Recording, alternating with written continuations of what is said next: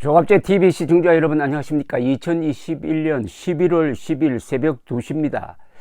요사이 국민의힘 당대표 이준석 씨가 이 폐륜에 가까운 막말을 막 하고 있습니다. 동료를 가리켜 하이에나라고 하고 파리떼라고 인용하는가 하면은 아마 나이 많은 사람들을 가리키는 것 같은데, 몰상식한 보수 진영 사람들, 이런 표현을 씁니다. 몰상식, 하이에나, 파리떼, 이런 말을 면전에 두고 했다가는 아마 주먹이 날라올 겁니다. 35살의 이준석은 아래 위를 모르는 사람입니다. 아래 위라는 것은 나이도 있지만은 상하 관계를 이야기하는 것이기도 하죠. 좌파는 원래 아래 위를 모르는 존재들입니다. 그러니까 계급혁명을 하겠다는 것 아니겠습니까? 그러나 보수는 아래 위와 좌우를 알아야 됩니다. 보수는 과거, 현재, 미래를 이어주는 전통과 미풍양식과 효도와 충성을 다 존중하는 품성을 가진 사람을 보수라고 합니다. 이준석 국민의힘 대표가 윤석열 대선 후보가 선출된 후에 2030 당원들이 집단 탈당을 했다면서 구체적인 숫자까지 공개했지만, 그와 동시에 입당 러시도 있었던 것으로 알려졌다고 조선닷컴이 보도를 했습니다. 이 이준석 국민의당 대표는 윤석열 후보를 견제하려는 건지, 윤석열 후보가 낙방하는 것을 바라는 것인지 도무지 알 수가 없습니다. 더구나 지금 자기 처지가 당무를 장악한 사실상 총재인 윤석열 후보를 잘 모셔가지고 당선시켜야 될 자리에 있는데 계속 비판자 입장을 취하고 있는데, 문제는 사실에 맞지 않는 일방적인 이야기를 하고 있다는 게 이 기사의 핵심입니다. 일각에서는 이 대표가 탈당 숫자만 부각시켜 2030 표시물 명분으로 당내 주도권을 가져오려 하는 것 아니냐는 분석이 나온다는 겁니다. 자기가 2030 세대를 딱 잡고 있다는 건데, 요새 여론조사 보면은 2030 세대는 윤석열 지지가 압도적입니다. 윤석열 후보가 2030에 약하다고 본인은 생각하는 모양인데, 그래서 무슨 이렇게 코치를 해주려고 하는 모양인데 어림없는 이야기 같은데요. 이런 이준석의 행동이 2030의 성향과 맞을까요? 이런 이준석을 2030이 과연 좋아할까요? 2030의 지지가 확인되지 않는다면 누가 국민의힘에서 이준석을 따르겠습니까? 더구나 토론 배틀인가 뭔가 해가지고 대변인을 뽑아 놓았는데, 그 대변인들의 논평이 참 한심합니다. 한심. 심지어 미북이라고 하지 않고 북미라고 하는 대변인도 있습니다. 자기하고 닮은 사람을 토론 배틀이라는 그 쇼를 통해서 대변인으로 뽑았는데 딱 수준이 이준석 수준입니다. TV조선 보도에 따르면 전당대회 이후 어제까지 나흘간 탈당한 책임당원은 2,910명이고 그 가운데 2030 세대는 72%인 2,107명이랍니다. 반면 전당대회 이후 입당자는 6,846명에 달하고 신규 입당자 가운데 2030 세대도 1,704명이나 된답니다. 특히 대구와 충남은 2030 입당자가 탈당자보다 10배 이상 많았고, 강원과 충북, 경남북, 제주 등도 신규 입당이 1.5배에서 3.6배가량 많았다는 겁니다. 그러니까 탈당보다 입당이 많았는데 이것은 싹 빼고 탈당만 이야기했다 이겁니다. 조선닷컴의 보도의 취지는.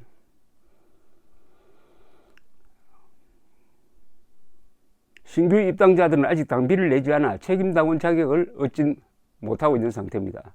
이번 논란은 김재원 국민의힘 최고위원이 한 방송에서 2030 탈당 러시가 벌어지고 있다는 지적에 대해 탈당 숫자가 40여 명에 불과하다고 말하면서 시작됐습니다.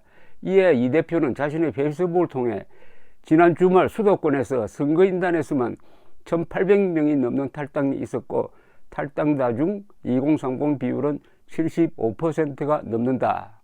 40명 남짓이라는 허위의 정보를 유통시키는 의도를 모르겠다고 했습니다.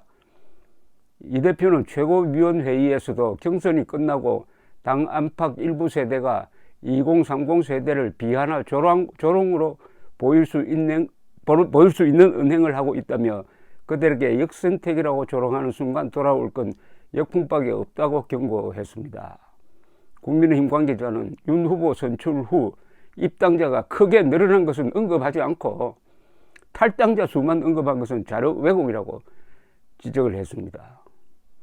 이준석 대표는 조선닷컴과의 인터뷰에서 전날에는 탈당자 통계만 보고받았다라며 입당자 표기된 문서는 오늘 출근했을 때 봤다. 입당 통계가 들어있는 문서가 일반 당원과 책임당원 구분이 없는 문서였다.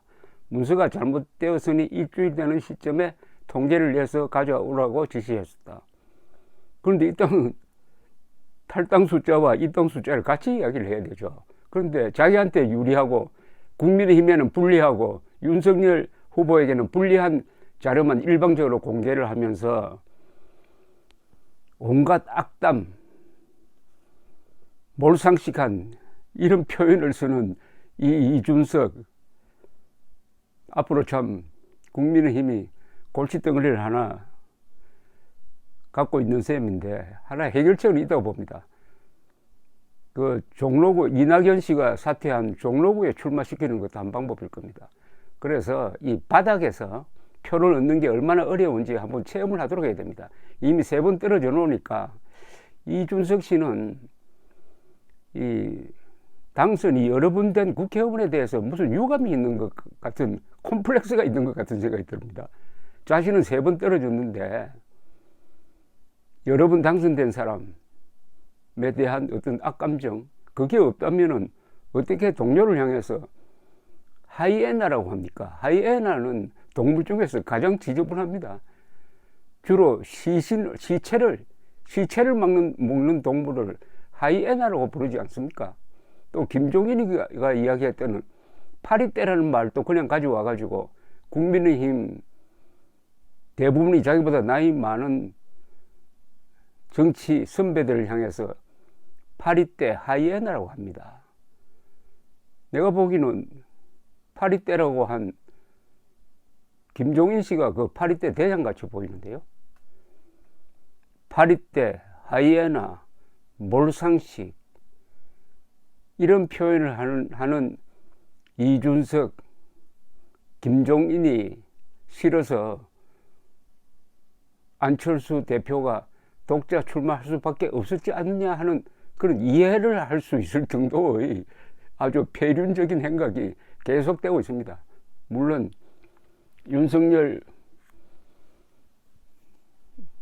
전 검찰총장 대통령 후보의 압도적 인기나 그분의 보수 기질이나 이런 걸 감안한다면 언젠가는 이준석이 혼이 날 때가 올 것 같은데 그렇게 해가지고 윤석열 후보가 득이 되느냐 안 되느냐는 변론으로 하더라도 좀 문제적 인간상을 지금 대하고 있습니다. 이준석을 보면은 남자는 역시 꼭 군대 갔다 와야 된다는 생각이 듭니다. 군대 갔다 오지 현역입니다. 현역 복무를 하지 않는 사람의 특징 중에 하나가 바로 이준석 같은 이런 돌출, 무책임한 행동입니다. 만약 이재명 후보가 군대에 갔다 왔더라면 이번 선거는 할 필요도 없었을 겁니다. 앞으로 당대표를 뽑든지 대통령 후보를 뽑을 때 이 군 복무, 특히 현역 복무 부분에 대해서 아주 엄정한 기준을 하나 만들어야 된다는 생각이 들 때가 가끔 있습니다. 감사합니다.